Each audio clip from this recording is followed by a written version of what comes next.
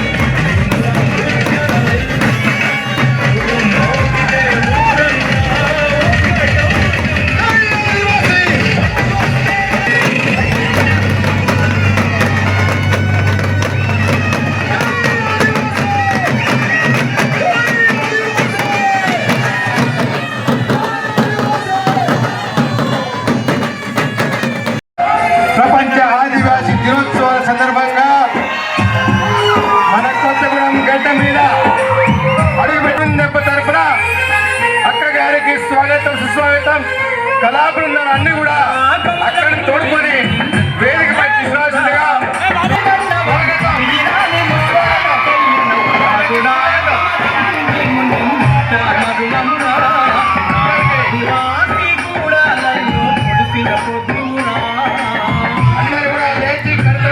మరి యావత్ ఆదివాసీ సమాజం తరఫున స్వాగతం, సుస్వాగతం.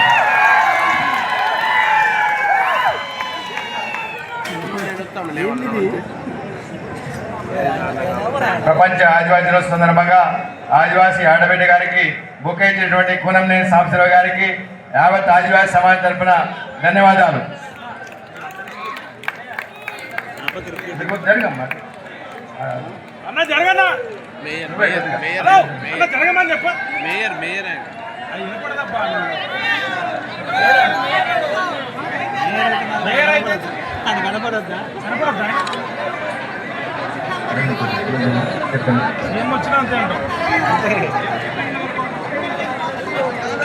మూడు గణేష్ గారు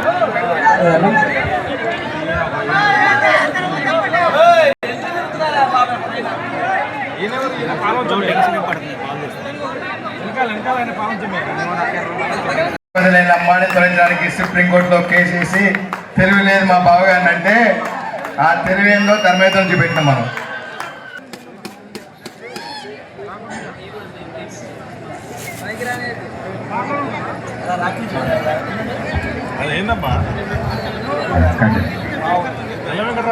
ఇవాళ మన పోరాటం ఎక్కడ సరిపోతలేవు, రాజకీయ పార్టీలకి మన పోరాటం ఎక్కడ సరిపోతలేదు, మన ఓట్లు సరిపోతలేవు, మన యొక్క సీట్లు సరిపోతలేవు. ఈ క్రమంలో మన యుద్ధం ఎట్లకి వెళ్తాం?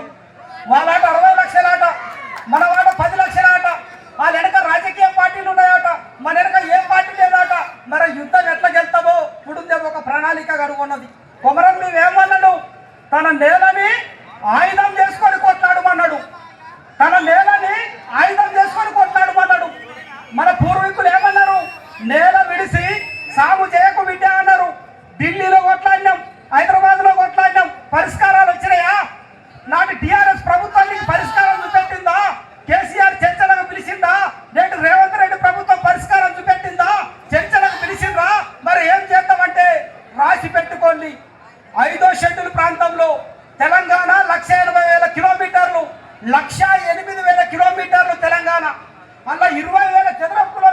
ప్రాంతంలో